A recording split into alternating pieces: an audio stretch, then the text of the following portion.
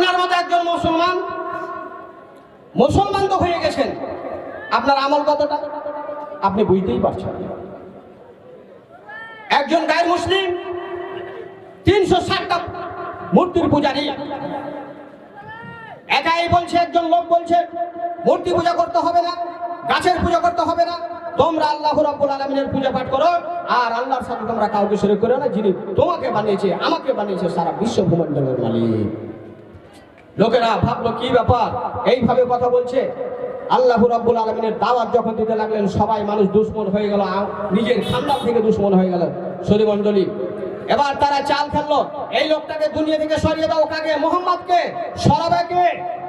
সরার মতো ক্ষমতা নাই, তাকে মারার মতো কারোর সাহস হয় না। তারা পরিকল্পনা করলো একটা মিটিং ডাকা যাক। মিটিং ডাকাতে সবাই হাজির হলো। আবু জেহেল, আবু লাহাব, আবু সুফিয়ান, হযরত উমর। বলছে তোমাদের কলিজাতে দম নাই? একটা লোক বিপ্লব এনে দিল, ইনকলাব এনে দিল, মূর্তি পূজার উপরে নিষেধাজ্ঞা জারি করে দিল, আর তার ধর্মের উপরে একটা একটা করে লোক বাড়তি আছে, আর তোমাদের বুকে কি সাহস নাই যে ওই লোকটাকে ঠেকাতে পারো? আজকে কে আছো? 1000 স্বর্ণ মুদ্রা তোমাদেরকে দেওয়া হবে, আর 100টা উট যে মুহাম্মাদের মাথা কেটে নিয়ে আসতে পারবে। কে বলেছিল? আবু জাহেল। কেউ সাহস পায় না। হযরত উমর তলোয়ার নিয়ে বলল, আমি আছি, মুহাম্মদ কাল থেকে যদি দুনিয়া থেকে না উঠাতে পারি তো আমি আর বাড়ি ফিরবো না, তোমাদের কাছে আসবো না। এই স্লোগান দিয়ে এবার এখানকার লোকজন বলল, এবার শেষ, আর দুনিয়াতে মুহাম্মদ টিকে থাকছে না, তার ধর্ম টিকে থাকবে না। যাহিও না রে উমর তুমি মুহাম্মদকে করিতে কুরবান, আয় বনা রে ফিরিয়া তুমি হইবা মুসলমান। যাহিও না রে উমর তুমি মুহাম্মদকে করিতে কুরবান, আয় বনা রে ফিরিয়া তুমি হইবা মুসলমান, আয় বনা রে ফিরিয়া তুমি হইবা মুসলমান। বিশ্ব নবীর জানের দুশমন হইয়া রে তুমি খোলা তলোয়ার হাতে নিয়া সাজিছ খুনি। যায় না রে উমর তুমি মুহাম্মদকে করিতে কুরবান, আয় বনা রে ফিরিয়া তুমি হইবা মুসলমান। ওরে আয় বনা রে ফিরিয়া তুমি হইবা মুসলমান। শেষ জামানার নবীর রক্ষা করিছেন রহমান,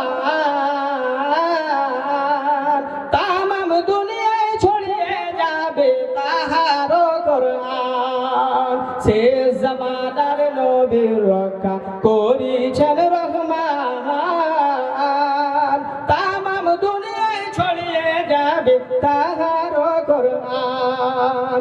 যায় না রে উমর তুমি মুহাম্মদকে করিতে কুরবান, আয় বনা রে ফিরিয়া তুমি হইবা মুসলমান। 360টির মূর্তি পূজারি হইয়া যে জনা, আল্লাহর কালাম শুনিয়া গো হইবা দিবানা। 360টির মূর্তি পূজারি হইয়া যে জনা, আল্লাহর কালাম শুনিয়া গো হইবা দিবানা। যায় না রে উমর তুমি মুহাম্মদকে করিতে কুরবান, আয় বনা রে ফিরিয়া তুমি হইবা মুসলমান, আয় বনা রে ফিরিয়া তুমি হইবা মুসলমান। সুধী মণ্ডলী, আল্লাহ রাব্বুল আলামিনের কি কারিশমা, যেইজন মুহাম্মদকে দুনিয়া থেকে তাদেরকে সরিয়ে দেওয়ার জন্য খোলা তরবারি হাতে নিয়ে চলে গেল কোথায়? রাস্তা দিয়ে চলে যায়। প্রতিমধ্যে একজনের সাথে সাক্ষাৎ হলো। সেই লোকটা উমারের চেহারা দেখে, খোলা তলোয়ার দেখে জিজ্ঞাসা করলো, কে ভাই তুমি কোথায় যাচ্ছ? কি ব্যাপার খোলা তলোয়ার নিয়ে তুমি কোথায় হাঁটতেছো? বলছে আজকে এমন ইনকলাব নিয়ে আসতে যাচ্ছি আমি যে মুহাম্মদকে আমি দুনিয়াতে আর রাখবো না। সেই লোকটা বললো, মুহাম্মদ তোমার কি ক্ষতি করেছে? বলছে সে আমাদের মূর্তি পূজাকে বারণ করে দিচ্ছে, সে আমাদের দেবতাদেরকে মানা করে দিচ্ছে।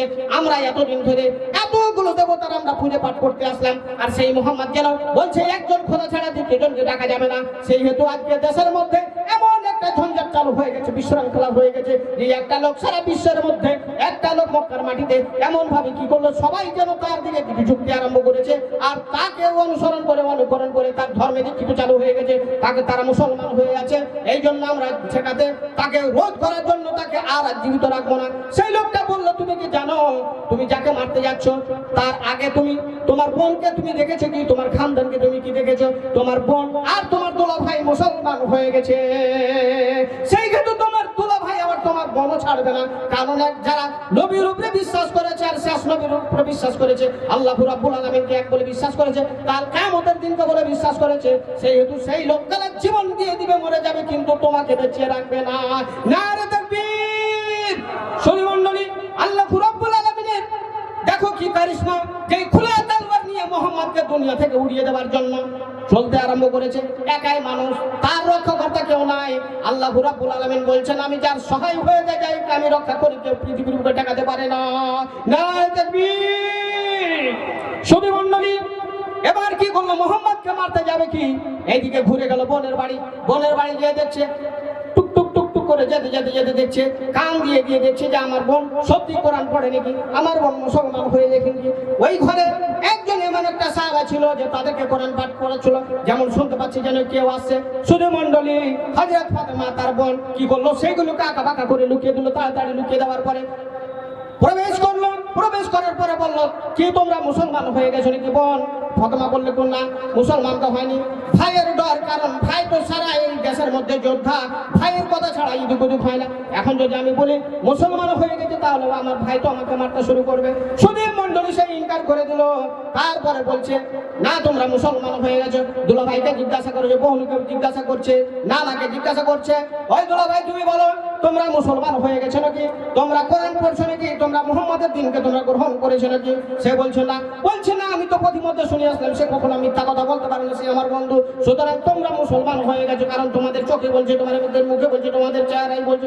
শুধু মন্ডলী মারতে যখন আরম্ভ করেছে তার দুলা ভাইকে, এমন মার চালু করেছে, মারতে যখন লহুলালা হয়ে গেল, রক্তাক্ত হয়ে গেল দুলা ভাই, বোন তখন কি করলো? ঈমান আছে বুকে, স্বামী এদিকে মুসলমান, কাফের ভাই যখন নিজের স্বামীকে মারতে আরম্ভ করেছে, তখন সেই বোন বলছে, ভাই তুমি আমার স্বামীকে তুমি মারবে না, মারলে তোমার বোনকে আগে মারো, কারণ আমি জীবিত থাকতে আমার স্বামীর মরা মুখ আমি দেখবো না। সুধী মন্ডলী যেমন এই কাদবালা বুঝতে পেরে নিল, আমার বোন আর বোন দুইটাও নাই, মুসলমান হয়ে গেছে, সেই দুলা ভাইকে ছেড়ে এবার বোনকে মারতে আরম্ভ শুরু করেছে। বোনকে মেরে যায়। বোনকে মারতে বলে চেহারা দিয়ে চারিদিক দিয়ে খুন হয়ে গেল, জামা কাপড় ভিজে গেল, চোখ দিয়ে খুন পড়ছে, মাথা দিয়ে খুন পড়ছে, সারা গা দিয়ে খুন পড়তেছে, দুলা ভাই চারিদিক দিয়ে খুন পড়তেছে। সুধী মন্ডলী, ওমর এবার চিন্তা ভাবনা করলো, সর্বনাশ আমি কি করে? সাল্লাম বলছেন, কি ব্যাপার, কি হয়েছে? বলছে, ওই যে উমার চলে আসছে, এর নিয়ত ভালো নাই, তোমাকে আপনাকে মারার জন্য আসে, হয়তো পারে আমাদেরকে মারার জন্য আসে, তার জন্য আমরা পরিস্থিতি নিয়েছি। সুধী মন্ডলী, প্রিয় নবী জনাবে রাসূলুল্লাহ সাল্লাল্লাহু আলাইহি ওয়াসাল্লাম বলছেন, ওকে আসতে দাও, কোনো কথা বলো না। উমার ঘরের মধ্যে ঢুকে গেল। জনাবে রাসূলুল্লাহ বিশ্ব নবী দয়ার কান্ডারি বলছেন, উমার রে, আর কতদিন তুমি সত্যের বিরুদ্ধে মিথ্যা তুমি লড়াই চালিয়ে যাবে? সত্যের বিরুদ্ধে তুমি আর কতদিন যুদ্ধ করে যাবে? হযরত উমর বলছেন,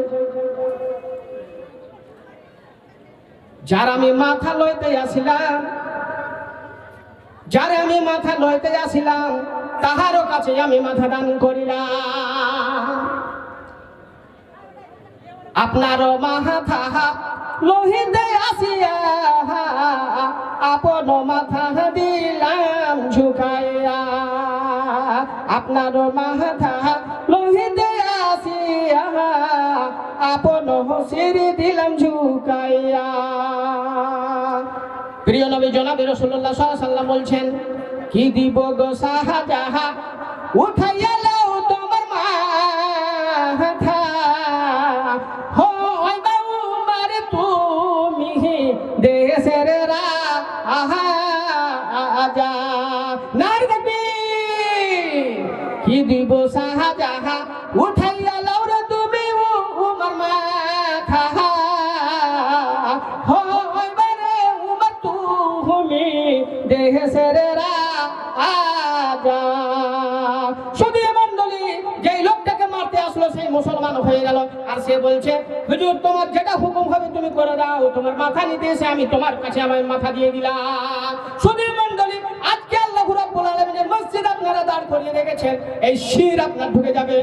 যেই মাথাটা, যার মাথাকে কাটতে এসেছিল সেই নিজের মাথাটাকে দান করে দিল। তাহলে আপনারা যেই জায়গাতে আল্লাহ রাব্বুল আলামিনের মাথা ঠেকবেন, আল্লাহ রাব্বুল আলামিনের কাছে দোয়া দরুদ করবেন, সেই দাতে গিয়ে পড়বেন, আল্লাহ রাব্বুল আলামিনের কাছে গিয়ে সামনে নত হয়ে যাবেন আর বলবেন, আল্লাহ যত জীবনে পাপ করেছো তুমি আমার জীবনের গুনাহ খাতা ক্ষমা করে দাও।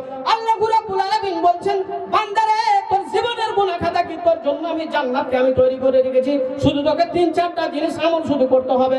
আমার উপরে বিশ্বাস রাখতে হবে, কিয়ামতের উপরে বিশ্বাস রাখতে হবে, বিশ্ব নবীর উপরে তোমাদেরকে ঈমান রাখতে হবে, আর তোমাদেরকে নেকির কাজ করে যেতে হবে, তোমরা জান্নাত নিয়ে নিবা। তাই আপনাদের আমাদের দাবি থাকলো, আল্লাহ রাব্বুল আলামিনের মসজিদ আপনারা দাঁড় করিয়েছেন, যেই মসজিদ আল্লাহ রাব্বুল আলামিন তাকিয়ে আছে, মসজিদের মধ্যে যদি কোনো খান্তি থাকে, যদি টাকার দরকার থাকে, ইটের দরকার থাকে, বালুর দরকার থাকে, আমি আপনাদের মধ্য থেকে মাত্র 10 জনকে 1,000 করে 10,000 টাকা আমি এখানে চাই। বাদ বাকি লোকগুলো আমার বাপ জানারে যে যা পারবেন দিবেন। মাত্র 10 মিনিট সময়, এই 10 মিনিটের মধ্যে কালেকশন করে আমি যে বেদ পড়েছি আর কোরআনের যে আয়াত আমি পড়েছি, এই দুটাকে সামঞ্জস্য দিয়ে আমার সংক্ষিপ্ত টাইমের মধ্যে আমার বক্তব্য ইতি করে দিব। আসুন তো দেখে ভাই, চলো ঘরে চলো, মুয়াজ্জিন তোমার ডাক দিল, নামাজে চলো, চলো ঘরে। নারে তাকবীর। ইসমাইল ভাই তিনি হলেন একজন মুয়াজ্জিন, মাত্র 1,000 টাকা বেতন পাই, সরকারি বেতন যে ভাই, সরকারি।